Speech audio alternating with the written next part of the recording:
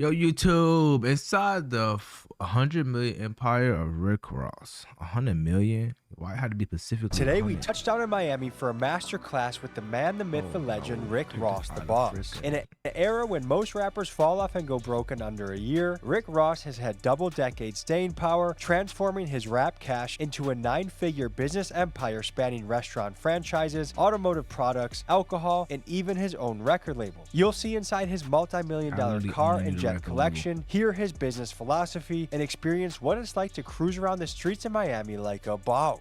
So without further ado, let's meet the man and get inside the business empire of Rick Ross. But first, a quick word from the sponsor of today's episode. Folks, I want everyone watching this to be financially free one day, and the spot description box. Jump skips. Thank you, folks. And now back to the video. Miami. All right, folks, we are in Florida, and your boy needs sunscreen. I don't got enough melanin in my body, but we're kind of in like a little trench, the meth area, but we got some kid sunscreen I found at Dollar General. But guys, we are in for an absolute treat today. Have you ever wanted to feel like a boss? I mean like a big time boss. We're gonna meet with none other than Rick Ross, Rose. And we're in for a treat. This guy is just oozing motivation and hustle out of his body. And I want some of that. I want to soak it in. I mean, I think with all that's going on in the world, positive, can-do energy, beautiful. And so I'm excited. I think more and more on the channel, we want to focus on the moguls, the people that have built empires, and just the one-of-one characters that exist. The world is flooded with really cool and interesting people, and that's what I love about my job, is I get to wake up and talk to people. I'm like, holy shit, I can't even believe I'm in the same room asking this guy questions, and that's the cool human experience. So we're on our way to a private jet hangar where Ross the boss himself will be meeting us. We'll see you when we get there.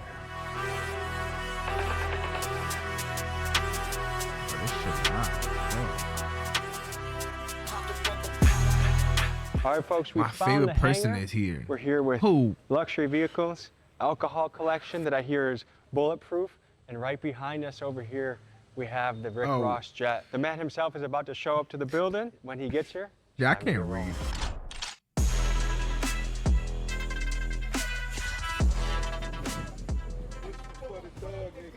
At least I fixed the fact that I said I couldn't read. Pleasure mine. How are you? Too easy.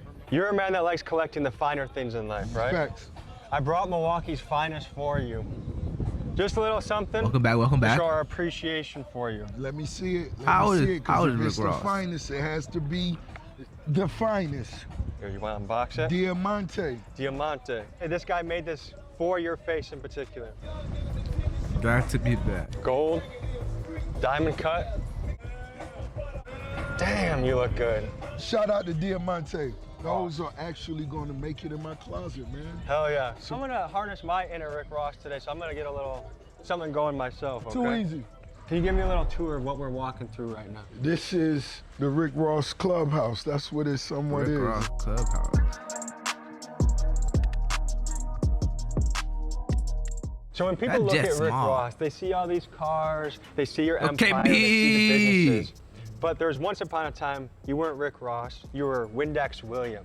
Tell me who Windex William. 170. I began washing cars at earliest 13. And it was something that I loved to do because I love cars that much. The more I could be around the car, I was like, yo, they gonna pay me and tip me for this? Yo, this crazy. And I'm getting to sit in a car that, damn, I would do anything just to look at. So it's like it was a win-win for me. One thing I read from your book, Hurricane, is that when you were wiping down these cars, you got to get up there to the numbers of, like, you know, everybody at high numbers now. What about their mindset? What about their mentality did you take away from these hustlers that you got to meet? I understood that at an early age. I understood the power of a dollar.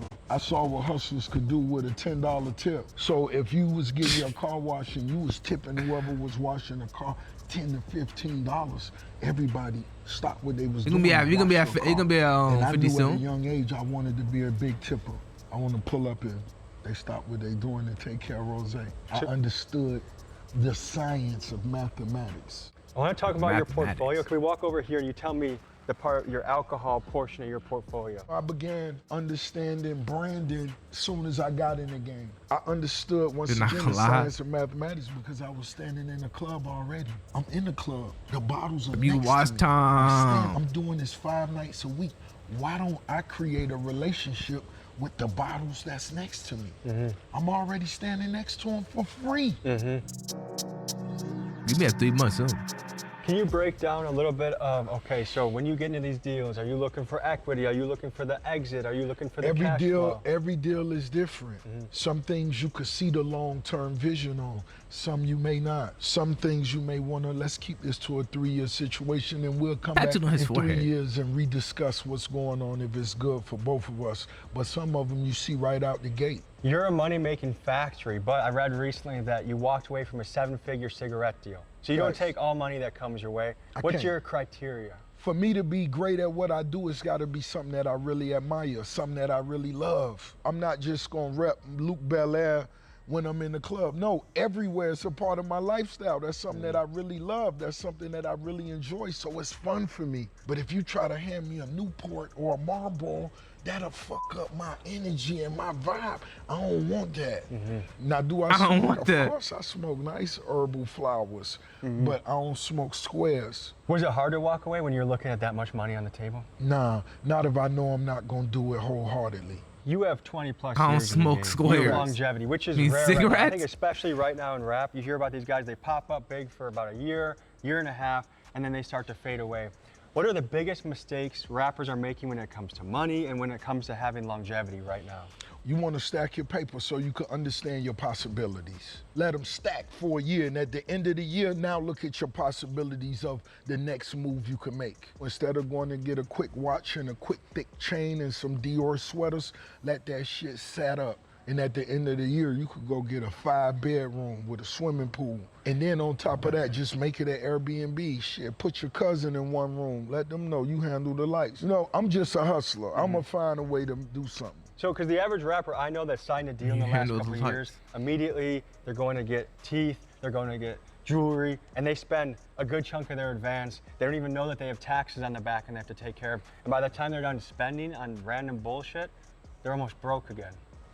That's how it goes. And that's one thing that I was fortunate to learn in the streets before I got in the rap game. I had the experience of making a little bit of paper and losing it. Oh, in the streets, that's what you do. You go to a dice game, you come in with $800, you leave with nothing. I feel like really you gotta in the streets, experience though. that, and you tell yourself, I'll never go broke again, I'll never go broke again. But you go broke again, and you do it again, and that's when you begin to learn to respect the power of a dollar. I didn't buy nothing. I just went and ran it all the way up, stacked it in a shoebox. Let's see what it looked like at the end of the year. Now let's see what we could go play with.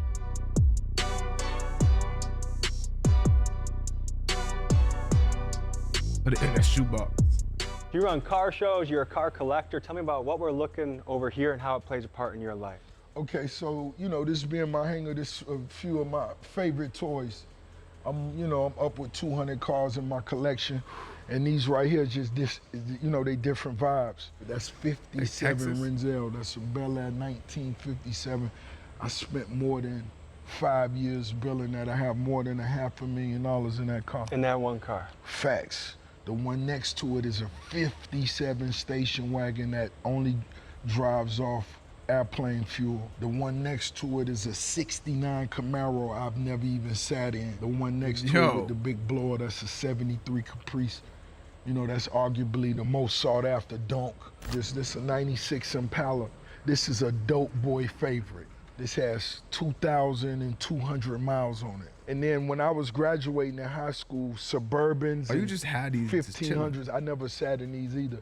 I have a 1971 that's gonna complete this trifecta. You're not just a collector, you also run a show. I do. The Rick Ross Car Show. This will be June 13th will be the 5th annual Rick Ross Car Show. And it just started as conversation with me, 57 Freddie. Here we are, 5th year. All these are 25 million plus records you've sold. The number has multiplied since then, but most definitely, these are all releases that was released with my partnership. The biggest driver of Ross's fortune is his label Maybach Music Group because he doesn't just make music, he owns the music. While the average signed rapper gets just a fraction of their record sales, Ross in his typical entrepreneurial fashion decided to create his own label. In fact, between his solo records, selling features, and touring the world, it's rumored that he's generated himself around $90 million.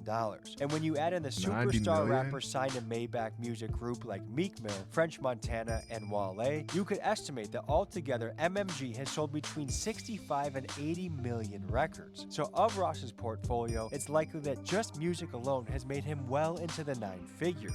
If you were to sign another rapper now, what are you looking for? You know, an artist with a very distinct, unique gift, flow, tone, you know, and just somebody that has that burning desire to succeed. That means more to me than anything. You can't let me out hustle you. If I'm out working, you don't even have a chance. Just go quit. He's creating his own world. Like, can you imagine if you just wanted to do everything you want to do? Your name's on the jet. You're doing business deals while you're puffing a joint. You got your Rolls Royce being washed outside. And that's the power I think we do all have. There is an amount of luck. There is an amount of being born in the right circumstances or having destiny match up with you. But I really do think with enough hard work and years of dedication, you can create a lifestyle that it's your own heaven on earth in a way. And yeah, you still have troubles and issues, but you want to have a life where you wake up and you are excited to hit the ground every single day. That's just how you want to operate. And he's doing that, and I think that's really inspiring. I call my wife Sweet Cheeks. Sounds like you got a Sweet Cheeks as well. Oh man, you gotta have a Sweet Cheeks. They're key to the operation. That's beautiful right there. See, that's what slippery soap does. Look at that. Not to mention that's the Mansory edition. It only run you 800,000. Only a little light 800,000. Slippery soap. Is it ever hard to make a big purchase like that? Towards the beginning, when you first started doing it? Oh, without a doubt. You gotta move with timing. When I first started dating my wife, I wasn't making that much money. So when we go to a restaurant and she'd order 2 appetizers, I was like, oh no. Like I started thinking about the bill. She taught me how to enjoy life a little bit more. But now I feel a little bit more. Not the 2 appetizers. but you have to sacrifice at the beginning and aggressively save. Just like you said, you sat on your money. The first deal you did, you sat on it. Facts. I didn't try and spend anything crazy. I still don't. I want to be in a position of untouchable money until I get there. That's most definitely the goal, and it's a blueprint that you have to follow to get there. Let's head to AutoZone. Picture. I hear we got to stop there. Ross, from what I understand, you got some secret weapons on your team. Tell me about your sister.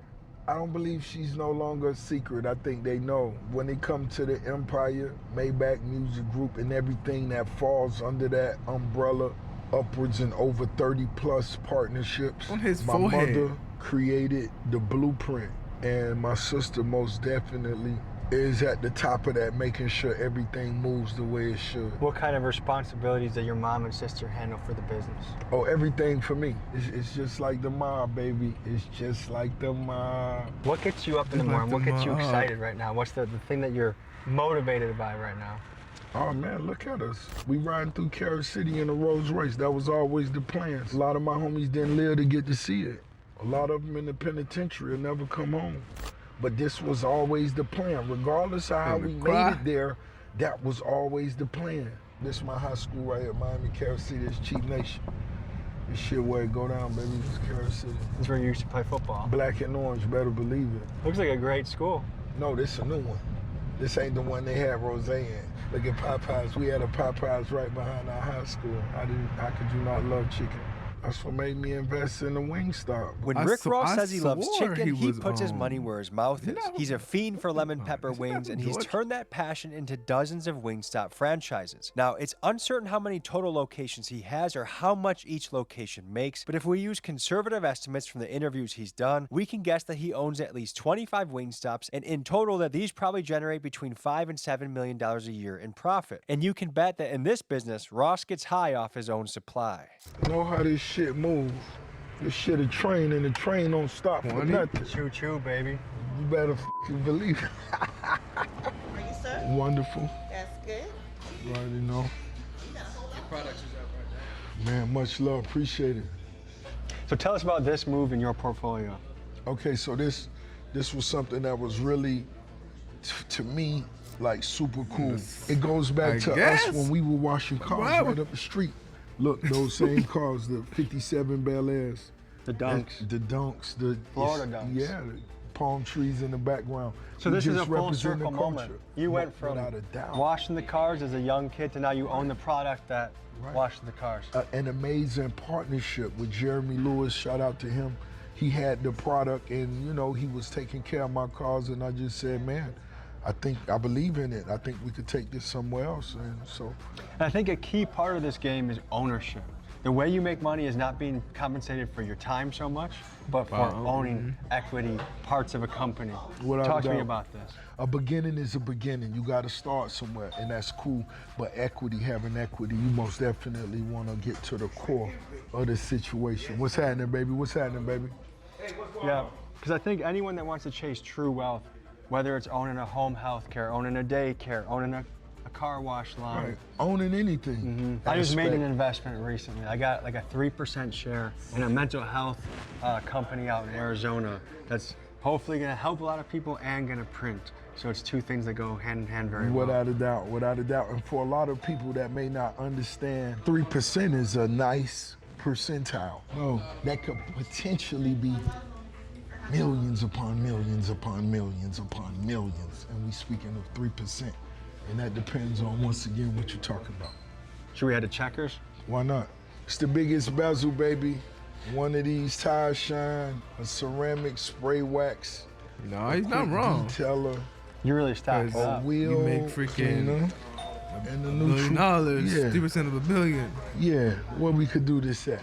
Shout out to AutoZone once again, an amazing partnership. We hearing this vibe. And so when I come into different AutoZones, I walk around and just look for different things. I always find something new that I never knew they carried.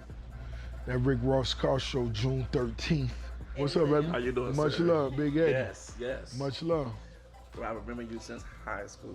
Did you? Yes, sir. You went to Carol City? Yes, sir. Carol City Chiefs in this one. You already know what it Come on, is, man. baby. You already know. But by the time you finally got your product in the store. Y'all see me right here in Carol City at AutoZone. Hello. 2 bosses, 2 shot callers. That's it. You already know what it is. Slippery soap. The boss gloves. The boss. You know, his voice not that like crazy deep no more. But we just used to it. Ross, can you give the people some motivation today? You only live once, baby.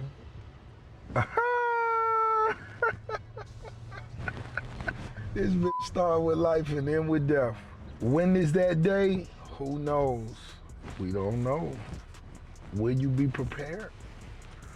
The older you get, you think more about death? No, the reality, it becomes more, you know, realistic every day. You seem like a guy that almost never gets nervous. You might be right. That's your aura, at least. You might be right. You 'Cause might a be lot of right. people are plagued by anxiety. They're plagued by not having confidence. I don't in take themselves. medication. I was having this conversation with one of my and they like, homie, you got all these businesses and you don't take no anxiety medications? Nah, I don't. It's a beautiful thing.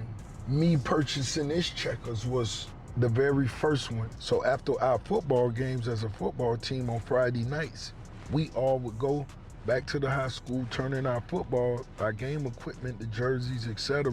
Then we all came to Checkers because that's what we could afford. But my beginning with my first Checkers, it wasn't even about the numbers, the demographics. No, I grew up right here. I know what this means. This is going to be valuable to me for different reasons. You want to say hi to your people? Of course, we're going to go say what's up.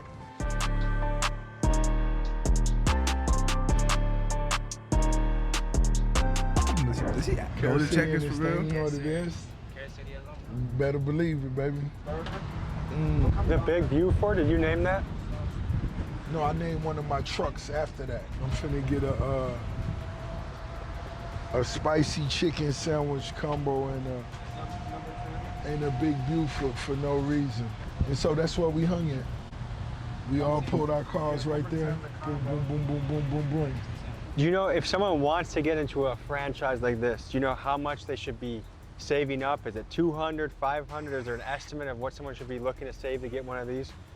Oh man, anywhere from 3 to 500K. I think a lot of people, when it comes to making their first few investments, they can get worried. They feel like did you they say don't have 3 enough to money to do it, 500?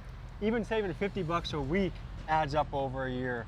And then you start to amplify that because one rental property steamrolls into 2, which turns into 4, 8, and then all of a sudden you got big brains, That's most Muzz. definitely the perfect situation. But you most definitely gotta have your foot on the gas. And what are you willing to sacrifice for a little bit? It was most definitely a time where I couldn't do that. You know, enjoy all the nice restaurants and all that shit. It was a time where you couldn't do that. You had to just stick to whatever the plan was and execute whatever the plan was. When it comes to multiplying any business, you kick the door in, you see what the potentials are, you get better at what you do, and it's all about team, like I said, and you keep going.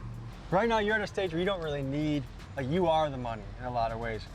But if someone were to say, Rick Ross, I think Milwaukee would be a great location for a Wingstop. I'll put up some of the capital, you have your team run it. Would that be something that you would even consider? Just naturally off the top, no. How do I know you're a good partner? That's a gamble I'm taking right off the rip. For 2, I don't need the finances. I can do that myself. So now I'm already shaking the dice. So are you gonna deliver whatever your end of the bargain is? And then a lot of times, unfortunately, in business, everybody don't.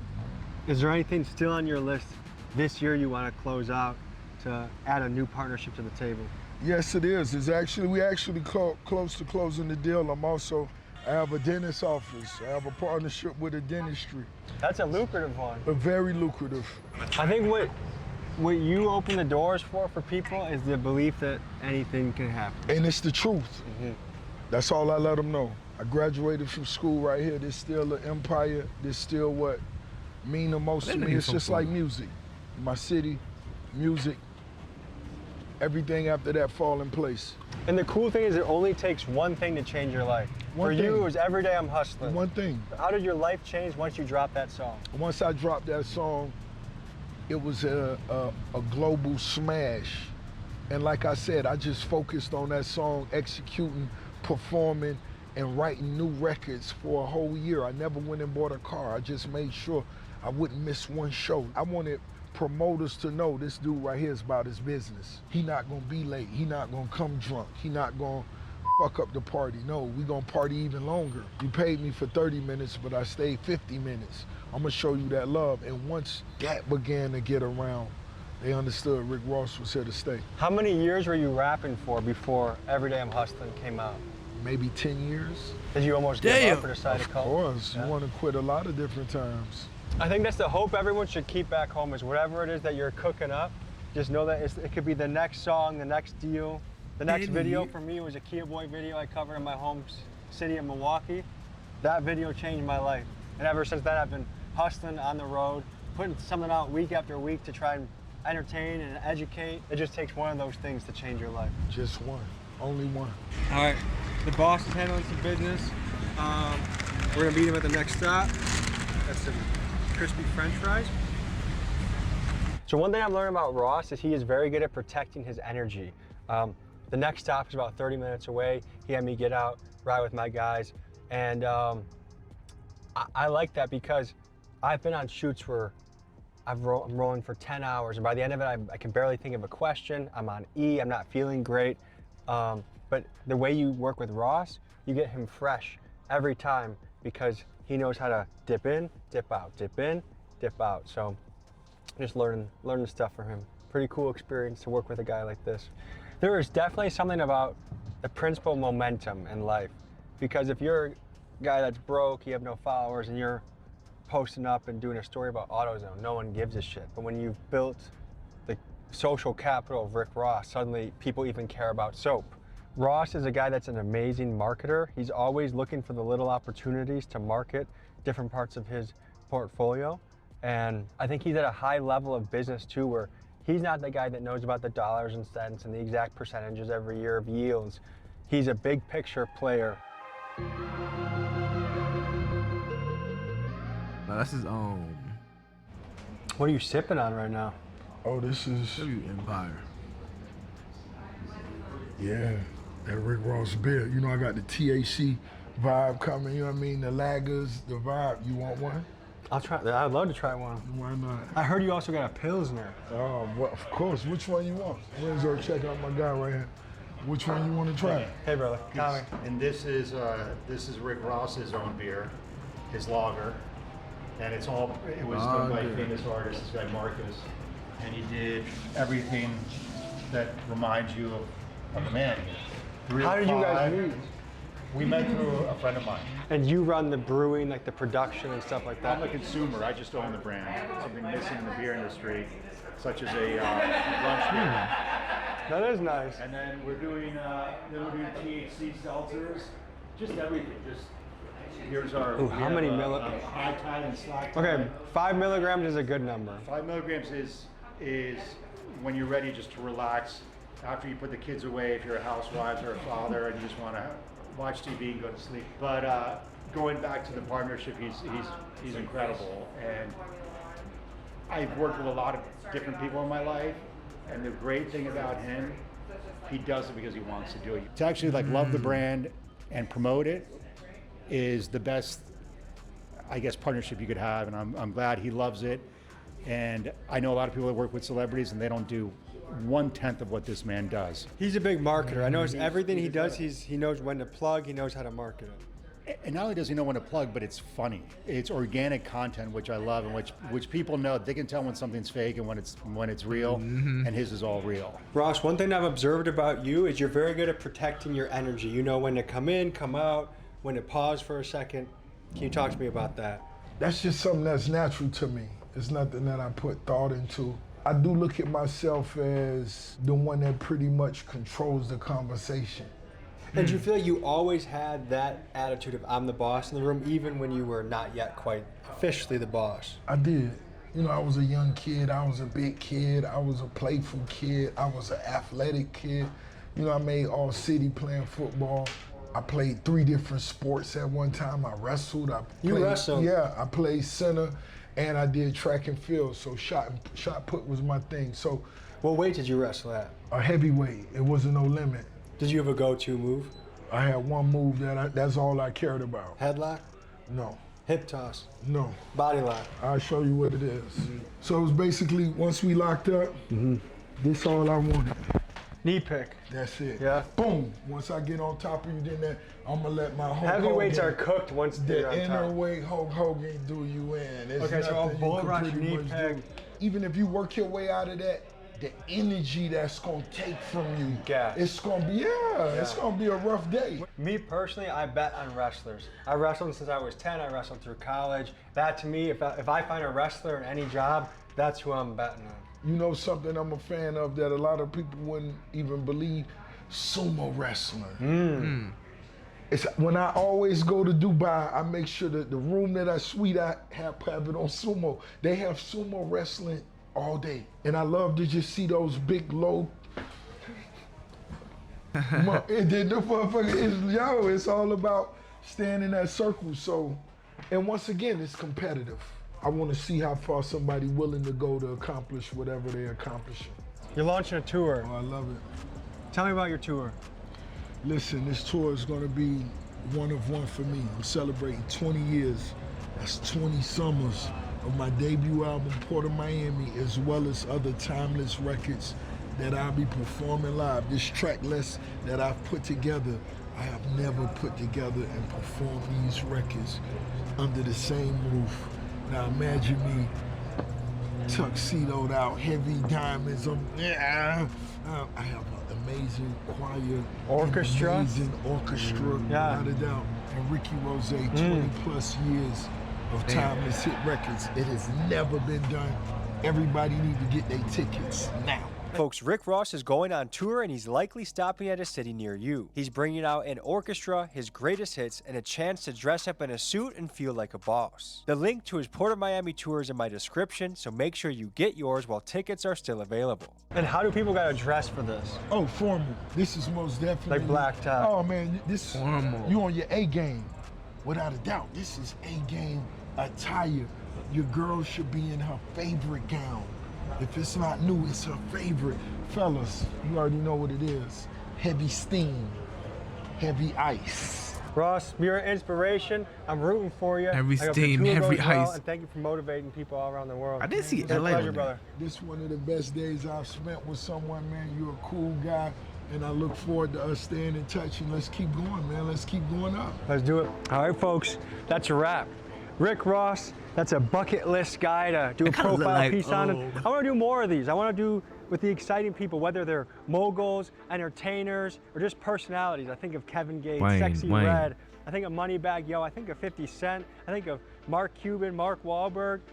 I just want to cover interesting, fascinating people, making it happen. Now, And Mark let Cuban this would be be good. inspiration, guys. If you could be a little fat kid from Miami that becomes Rick Ross the boss, you could be someone like me. I came the whitest suburbs, and now I'm covering some of the most dangerous, interesting shit on the planet. It doesn't matter where you start, it matters what you do with your journey, the cards you play, and how you operate. And anyone can be the next thing and have a life that you're passionate about, which is the most important thing of all. That's the purpose, that's meaning, that's the mission. So thank you, guys.